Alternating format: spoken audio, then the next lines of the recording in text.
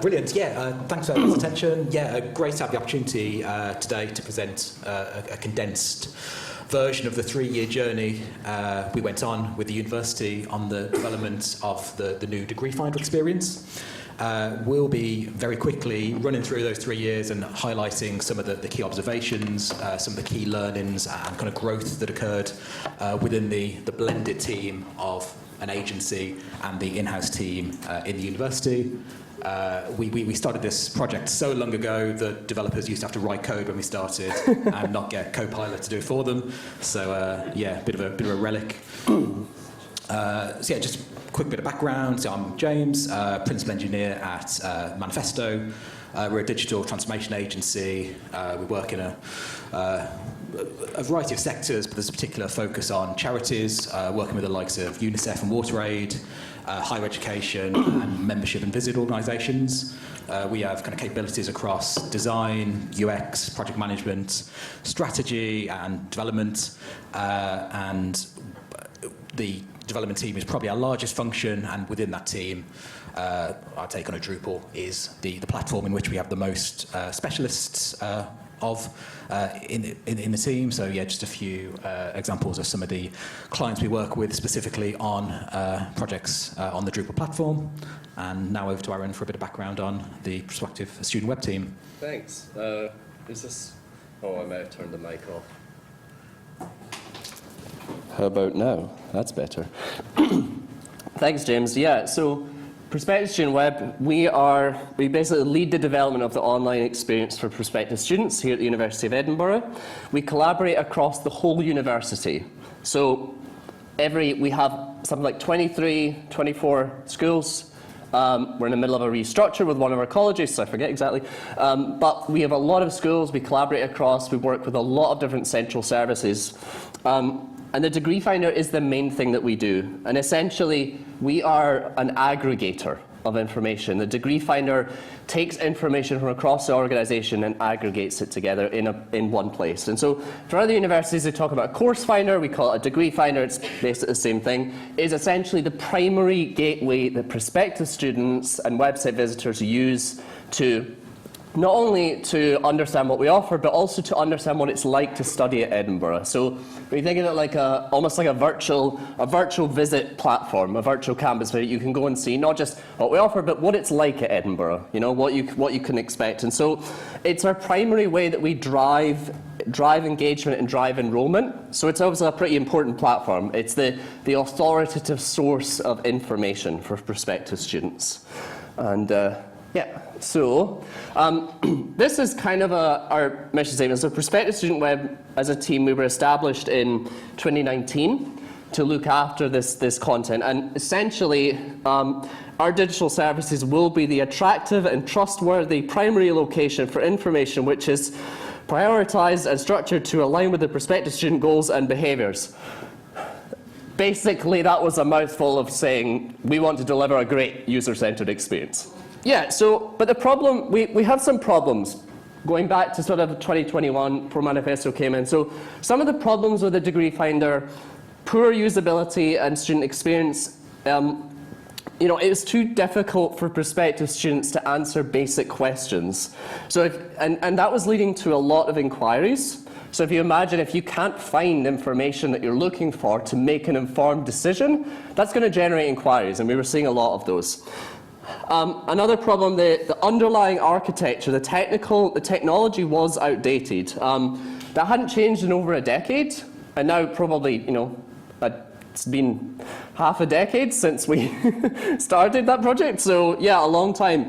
And some of that, the structures were still based on a print mindset. So if I told you that our content models were based on print prospectuses from the 1990s, some people I know in this room were not alive in the 1990s, to give you a sense of how long ago that was.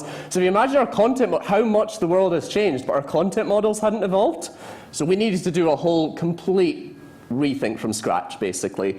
The information was not comprehensive. So lots of central sites and school sites existed just to plug a gap that the degree finder was not adequately meeting.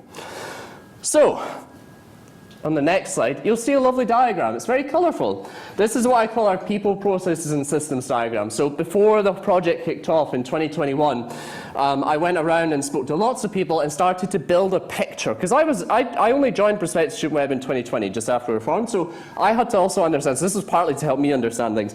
But you can see the degree finder, actually, is there that little, oh, I don't know where it is. Anyway, I'll just point. So the degree finder up there in the middle, the university website, the EdWeb platform, down here in the bottom corner, okay? I want you to keep that in mind, because that was always a problem. So the degree finder there's a lot of manual processes. One thing that this diagram shows is there's a lot of, if you can see some pink lines, those are where there's sort of manual flows of data. So you can see, particularly up here, up in the top right, there's some pink lines there where there's, and what that represented was like spreadsheets being exported from one system, imported into another system, that kind of thing. And then some very outdated technologies. Cold Fusion. Who's worked with Cold Fusion? I hadn't until I joined the team, and I don't want to work with it again. So yeah, that was something we wanted to be addressed as well. And yeah, all other, there's a lot of different teams. You can see all these little coloured post-it notes all around. This was done in Miro, by the way. They represent all sorts of different teams that are involved. So there's a lot of different stakeholders here around this map that sits around Degree Finder. So we wanted to change this. So some strategic priorities for the new Degree Finder. We wanted to reduce the number of ineligible or wasted applications. So what we mean by that is that we want to enable prospective students to be able to self-identify, to look at a program page and say, they can confidently say that they are eligible, so they can understand our entry requirements and they can submit an application that isn't going to be wasted. They're not going to be disappointed, So that was one of our biggest aims. So things like being able to understand our entry requirements. We wanted that all the student needs to be delivered in one place. So obviously, like I said, think about when I was talking about the print prospectus in the 90s. Clearly, we needed to rebuild the content model, right? So we also wanted to, as I was saying, reduce the generic content and extra websites that exist. And we wanted the content to be centered around the student's interest in a program. So rather than being linked off to other parts of the website to find out information, and we're actually still working on that. There is still situations that happens, but we're a lot better where we were. And then ultimately what that means is it reduces the number of inquiries. So again, thinking about the content management side of things, that's a big thing that's important. That needed to be addressed as well, so we need to be more involved in the update of content, because we had a lot of content sitting around the web estate. We weren't really involved in all that update of content, so yeah, we were taking much more ownership and responsibility for the management and updating of that content, so working with our partners across the organisation. And then, yeah, things like the management information feeding future decision making. What that essentially means is that we want to be making decisions based on data and analytics and user testing, not based on because we think this is a good idea, So doing things like getting better insights on students' online behaviours, building in those feedback loops, and then we do things like pop-up usability testing here on campus, which is great, and we look at our analytics and things like that. So yeah, we wanted to, the thing that underpins all of these is being able to rationalize the information and streamline things. So providing a better central provision means that our schools and colleges don't feel that they have to then create that information themselves on their own website. They feel more comfortable linking to our central provision. So that ultimately, that thing I just said is the thing that underpins all of these. So it's providing a really good central provision. Okay, so some of the challenges we were aware of from the outset. We had a lot of different teams, as I showed in that diagram. There's a lot of different teams to work with. They all have their own priorities. They all have their own timelines. So we had to fit around those as well. Understanding the wider web estate. That diagram is only a small snapshot of our web estate. So, what were we going to find when we started going looking? If there's Cold Fusion was on that diagram, imagine what else was out there, right? So we also need to align our development and delivery with the recruitment cycle. We have, particularly for undergraduate, the recruitment cycle starts 18 months out. So that means for 6 months of the year, we have 2 years of content live at the same time. So that was a really interesting challenge to address. How do we present program pages that clearly show, this is for the current year, this is for the future year, that kind of thing. So, and then access to data sets to deliver a better experience. As you saw, data, there's lots of different teams involved, data owned by different places. We want to figure out how can we better bring that data into Degree Finder to present it on program page. So just to really quickly show the plan, because this was, as James said, a multi-year effort. I like to talk about I'm talking about year 0 in that we did a lot of work before the project with Manifesto kicked off. So we did a lot of planning, and actually we had a separate planning project with Manifesto. So we did that with them, and we did a lot of user research, a lot of validation, a lot of content auditing and modeling, and we also ran a series of design sprints, and that was really great because we brought colleagues from across the university in to work with us to design what could a future experience look like. And then year 1, this is we started. Year 1 was about sort of 2022. We kicked off. That was when the actual project kicked off. So we did the development of the undergraduate site. We launched a beta with a sort of beta site with a few program pages, and that allowed us to get. That was really important to get feedback, because then in the second year we were able to iterate on that feedback, and we delivered a much better experience because of that beta that we went through and delivering that feedback. And so finished up the UD development. We've got some really great content teams, so in that we then handed that over to our content teams for them to allow them to start populating that experience. Meanwhile, we were starting to work on the development of the PG side of things for postgraduate.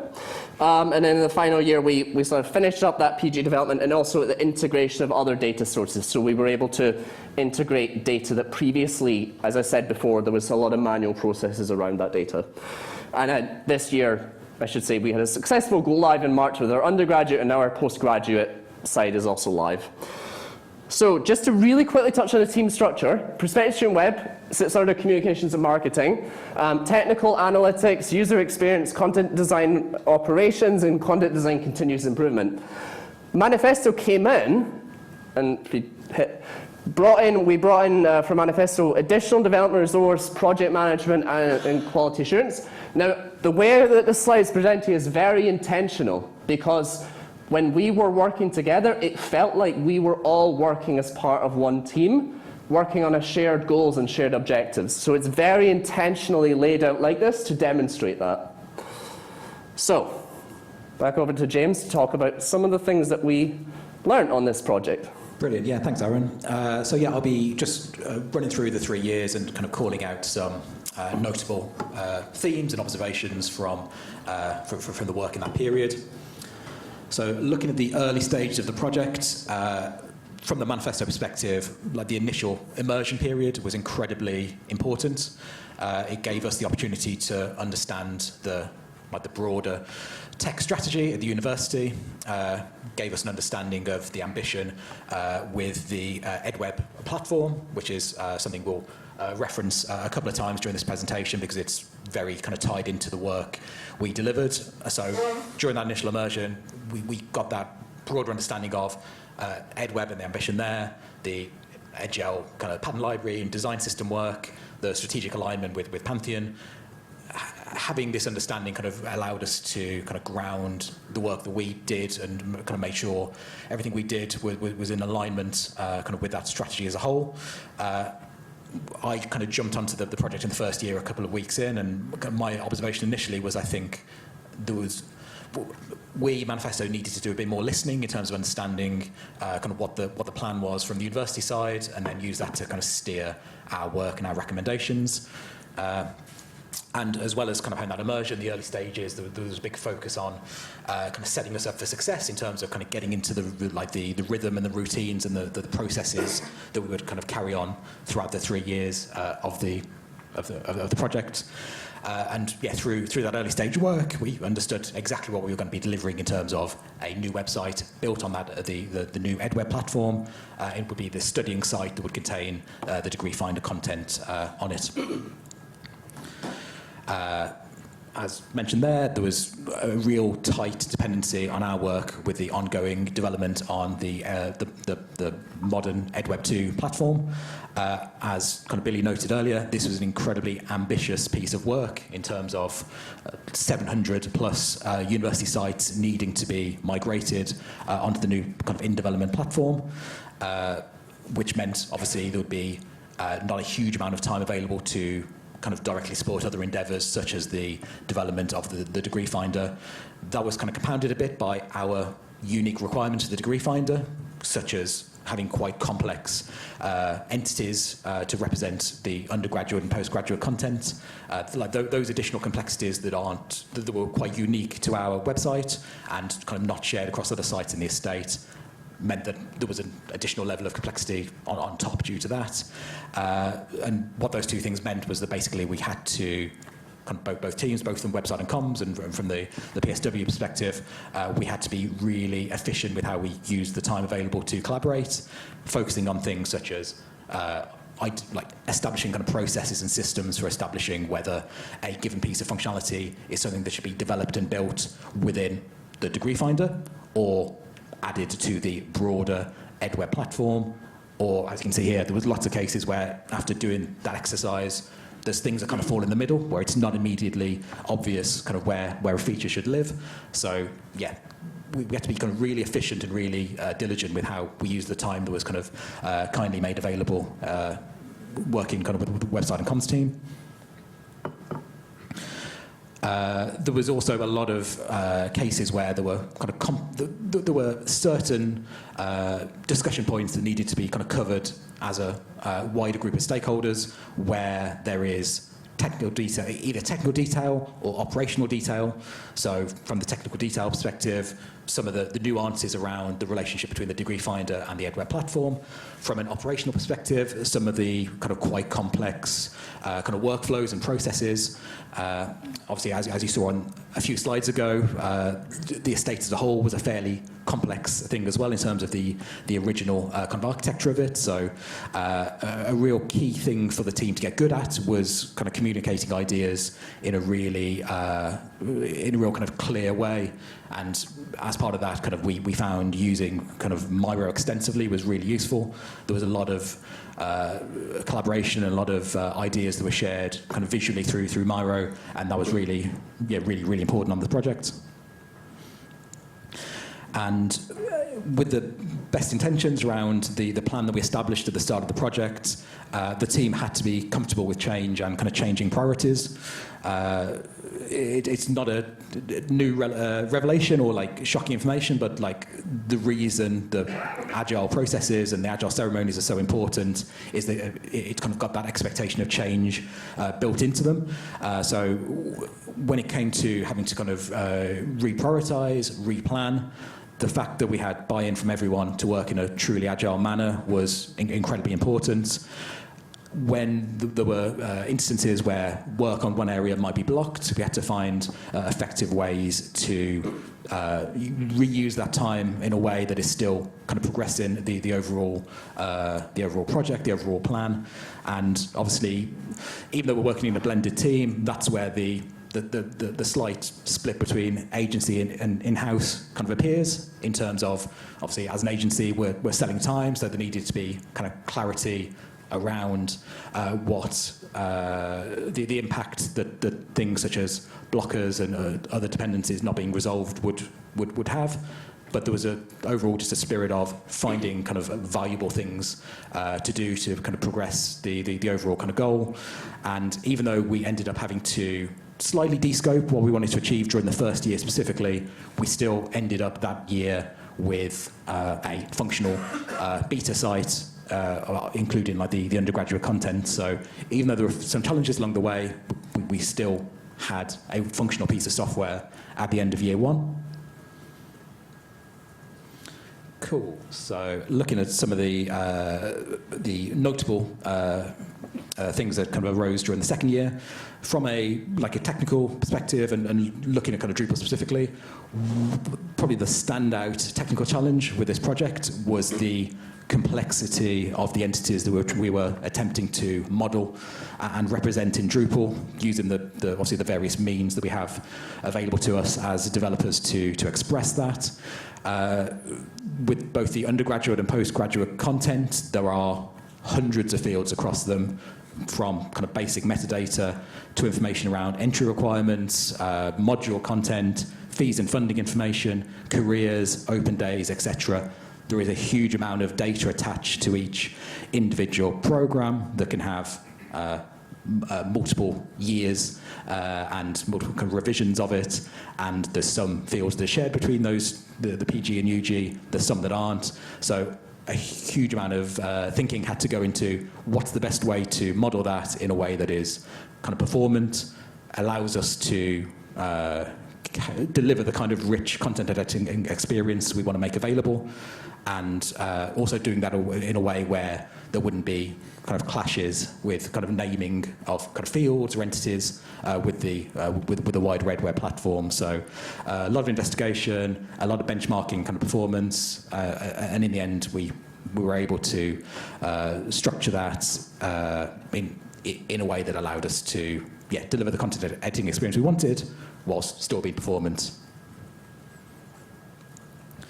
Obviously not only being a blended team, we were also obviously a cross-discipline team. Because of that, as well as the standard agile ceremonies, we found it really useful to have kind of more supplementary additional kind of check-ins between the developers and content and UX. We used in our team space. You can see here we just had a log of questions and action points that would be kind of populated throughout the week that would form the basis of the agenda for these sessions, and any kind of decisions that kind of came out of them we made sure were documented in this team space, which again kind of led to a kind of very focused, output-oriented kind of touch points between the different roles in the team. In general, there was also just as well as those kind of specific meetings, there was like a culture of kind of working out in the open. So there were open invites to things such as playback sessions for kind of user research. There was just a general spirit of working out in the open and kind of transparency between kind of what everyone was doing. As Aaron touched on, that was especially important because design and kind of content and UX team members were generally working ahead of everyone else in terms of when we were looking at UG, their emphasis was on the post-grad experience, and likewise the content team were driving a lot of the user stories, so they were always working a couple of sprints ahead in terms of refining those. But yeah, making time for the different disciplines to all connect was really important. We managed to kind of build up a real rich set of documentation over the course of the 3-year project. Obviously, documentation is only good if it's discoverable and kept up to date and kind of relevant. So Aaron in particular was great at making sure that we constantly kind of reviewed artifacts to make sure they were still accurate and relevant for the year of the project we were working in, and making sure everything was kind of really easy to find and discoverable kind of within our team space. A really effective tool we found kind of during kind of the project was like a more structured approach to decision making. The university were a big proponent of like the lean coffee method, where basically ahead of meetings the team would bring together a list of discussion points that then during the meeting would get voted on to decide what would get discussed. This was a really useful tool for ensuring there was a level of diligence going into decisions that would be quite impactful. There was a kind of a really useful. This particular tool was really useful when it came to making decisions on how we wanted the content, like operations, to work in the site. There was a bit of a split between whether we wanted to leverage gather content, which I think is now called something else. I think Binder bought it, but we were either going to use gather content or actually leverage capabilities in Drupal to solely have the content ops live within the Drupal platform itself. So that was quite an impactful decision, but having a structured way to debate that and having a clear outcome in terms of the decision was that we ended up not using gather content. Having really kind of diligent and structured way to reach that point was kind of really beneficial compared to a more unstructured kind of way of kind of reaching that conclusion. And probably in hindsight, I think there's more things, there's more points like that throughout the course of the project where we could have actually like leveraged that kind of more structured way to tackle things. And then just a couple of things to wrap up in year 3. So throughout all 3 years, there was a real kind of strong user focus. Obviously, that starts at the very beginning in year 0 with kind of grounding all the design and content work in kind of user research. As we kind of went through the project years, in the kind of the like 3rd year, that manifested in terms of having a real close collaboration with like the content ops team to make sure that their needs were met in the new CMS. Obviously, there were some quite complex workflows that we needed to model there. But as we're aware, the fantastic thing with Drupal is that we were able to kind of model those workflows very, very effectively, rather than forcing content ops and kind of editorial users to like adapt an out-of-the-box workflow. In Drupal, we've got the means to kind of reflect that in a very like one-to-one way. And then finally for me, obviously, clear defined roles and responsibilities, always very important. In the 3rd year, as we were kind of ramping up towards launch, it was especially important from the aspect of support and maintenance responsibilities. So what happens once the new degree finder is live? So we kind of collaborated on a RACI matrix to work through the different incidents and scenarios that could occur post launching the degree finder to identify actually for any issue that arises, what's the path to resolving it, and obviously depending on the nature of the incident, that could be something that is picked up by manifesto, by the PSW team. It could be issues with kind of the actual Pantheon infrastructure, in which case obviously support ticket needs to be raised with them, or it could be something that needs to be investigated as part of the wider EdWeb platform. So yeah, doing this planning obviously before we launched kind of gave us reassurances and yeah, led to a successful launch of the new degree finder. Cool. Oh. Mic test, there we go. Yeah, so thank you, James. And I'll just say that the content workflows are incredibly complicated, and so that really shows the power of Drupal. And so, yeah, some of the core themes of our learnings, strategic foundation and clarity, technical design and scalability, collaboration and communication rhythms, and adaptability and continuous improvement. And that was, throughout the whole project. And some of the reflections from our team, this one from Lauren Tormey, our senior content designer for Prospective Student Web. I learned when building software, you shouldn't just ask, is the design feasible? The better question to ask, is there a better way to design this? And I love this quote so much because I think it embodies so much of how we worked in a collaborative way. Pete Watson, excellent, our UX specialist in Prospective Student Web. Feedback from the dev team helped me to understand how to hand over prototype designs that met their needs. This helped me bridge the communication gap between UX and development. And again, that just highlights for me how closely UX and dev work together. And it was a very fulfilling experience actually, because for me, as a technical person, I knew that what we were building, everything we built had been through user testing, had been researched, had gone through extensive testing, and so when something was handed over to us to build, we knew it was going to be the right thing and we wouldn't have to go back and rework it. So that relationship between development and UX was such a valuable one to have. And then finally, Alistair, who's over there in the room with us. Alistair, senior engineer at Manifesto. What stood out most was the genuine sense of collaboration. We weren't just building a product, we were exploring ideas together, learning from one another and finding better ways to solve problems. And yeah, again, that really speaks to just how much of a collaborative effort this project was, and it really felt like we were working as one team and working together. So, where we are now, sorry, my notes have just disappeared. Yeah, so this is some interesting statistics. So we have, as part of this project, when I was talking about this overhauling of the content model program pages, as a result of that, we've been able to reduce the amount of content on the study site as a whole by 57%. So what that means is that the generic content that was having to be created to fill a gap now no longer needs to exist. So that means a leaner web estate, leaner content, and more user-friendly experience. According to Pantheon, we've had 2.8 million visits since March when the UG went live, which is incredible, and the site has been holding up fantastically. And we've done 7 releases of bug fixes and features to the study site since then. We would never have been able to do that on our old platform, so that's like sometimes more than once a month. And yeah, we now have a much more simplified architecture and content management and automation processes. Our whole content workflows are all done in Drupal. Previously, we were using Gather Content for the content workflows, and we had to people would spend weeks literally copying and pasting content into their legacy CMS, and now we've completely eliminated the need to do that. So that has saved a lot of time and resource over the course of a year.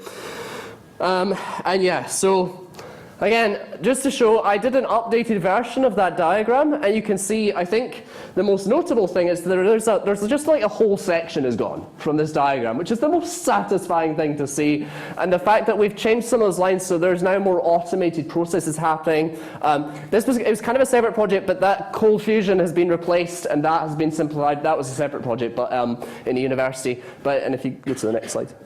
What I want to zoom in on is the reason that there's a whole section gone is because the degree finder is no longer a separate application. What we think of a degree finder is now just a collection of features and functionality that exist within the study site on top of the EdWeb 2 platform. And so for me, I think that's just a really powerful visual image of what we've been able to achieve and to build a much more user-centered experience for prospective students. So that's it. So thank you.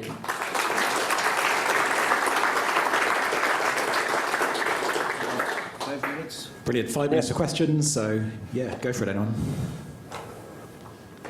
Ooh, amazing. Keep hands down. This is going well.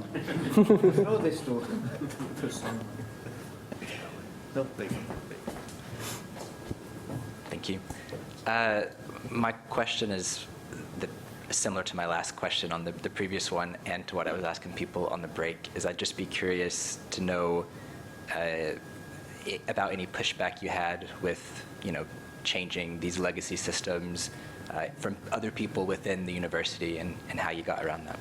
I think you could probably speak to this one. Yeah, so I think it was so important was that we talked about that year 0, our planning. So when we were making these changes, we were working working in the open. So we blog about everything we do. We engage with the stakeholders, and we bring people in. So the design sprints that we did were initially were actually really valuable because, for instance, when it came to designing a new experience for entry requirements, for instance, we spent a whole week working with our subject matter experts, working with our admissions teams in a design sprint to bring them in and work with them on designing a new experience for that, and that's what we then ended up going to build. So when we started building that, and we involved them extensively in the process, I remember there was long meetings sitting there with them talking about CSV files, for instance, because that's how we'd bring in, entry requirements are very complicated, and so we built a whole import function for them. But so really bringing them in at the start of the process, and we found that for working across the organisation, but some teams we couldn't engage with, to be honest, and so there's certain areas where we just haven't been able to make as much progress as we would like because we haven't been able to engage with the people that we need to yet. But that, the Prospective Student Web is set up as a long-term, we're permanently resourced, so we're there for the long haul. So when they have, again, talking about their priorities, when they have availability, we're ready to work with them on projects that improve that experience. Thank you. There we go. The back. Yes. Okay. Is it on? Yeah, I think so. Aaron, you said 2.8 million since launch? According to Pantheon, yes. Congratulations. Thank you. I wish I'd been 3 million. That would have been nicer. 2.8 million. Do you have any idea what the referrals are like within that 2.8 million? For example, organic search, but what I'm more interested in is how many of those do you know are coming from the legacy sites that you're trying to reduce? So, you know, school sites, college sites, peripheral sites. So we definitely will have those numbers. I don't have them to hand, but I can absolutely, if you want, I can loop you in with our Carla on our analytics side if you're interested in those exact numbers. But yeah, I think the thing is, like, what we've seen working with schools is that previously there was a lot of resistance to them putting like content into Degree Finder because it wasn't meeting those needs, but now working with them, and they're working with the UCMS, and they can see that it provides them a lot more flexibility than they did before. They're actually coming to us and saying, oh, you know, yeah, we don't actually need to make, because they don't necessarily want to spend time maintaining the content, but they did it because they felt like they had to, kind of thing. So, yeah, they're coming to us. We're seeing actually schools coming to us and saying, yeah, let's work with you to.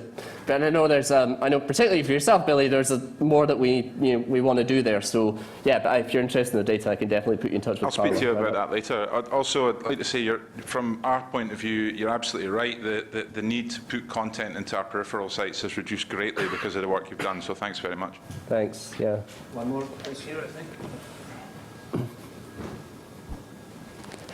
It was just a quick question about the team dynamics. It's obviously a big, complicated project over 3 years. It's really interesting to understand on these big projects how many kind of people, actually, sorry, two questions in one. How many people, I guess, internally are involved at Edinburgh Uni versus Manifesto, and how much has that flexed over the 3 years? Just kind of broad team shapes would be, I'm kind of interested to see how the interfacing between those teams works, particularly, and how it flexes over the time, basically. Yeah. Do you want to start from the Manifesto side? Yeah, so from the Manifesto perspective, actually, we were very fortunate in terms of having a very consistent team throughout the entire 3 years. I would say maybe during the early stages, so maybe kind of year one, there's a bit more of a focus on maybe a bit more kind of senior, like from the development perspective, a bit more of a focus on kind of more kind of senior kind of tech strategy pieces. That then, as you'd expect, as you roll into years 2 and 3, it becomes a bit more about implementation, so scaling up the developers on the project, a bit more of a focus and bringing in like a QA function that kind of wasn't there kind of previously. But I'd say from the Manifesto perspective, we had like the same kind of core team of about 5 or 6 individuals throughout the entire piece, which can sometimes be rare. Sometimes there's a bit more change than that, but I think that was actually for whatever. I don't know how we looked into it, but that was a very kind of beneficial thing for the project as a whole. Having that consistency, keeping all that knowledge there, and kind of keeping those kind of working like those good relationships with established kind of in place throughout the 3 years. Yeah, and I think from Prospective website, I mean, all of us are like permanently within Prospective Web, so we all have really close working relationships. And I think that the interesting thing was like bringing in Manifesto, because as James said, after like a few years, it got to the point where like I was having like regular calls on like almost like mini tech team calls. We were having like tech team calls, just the developers like coming together, just like having a team call, you know, like just talking about problems or just chatting about, oh, what you're doing this weekend. So we really got to build up a really strong working relationship. But yeah, because I think the thing that really helped is because we were all working on a shared vision, and we all worked collaboratively, and that was part of our culture. So I think if you've got the culture right, then everything else becomes so much easier after that. So yeah, getting the culture right from the start is probably the key thing. Okay, thank you. Thanks.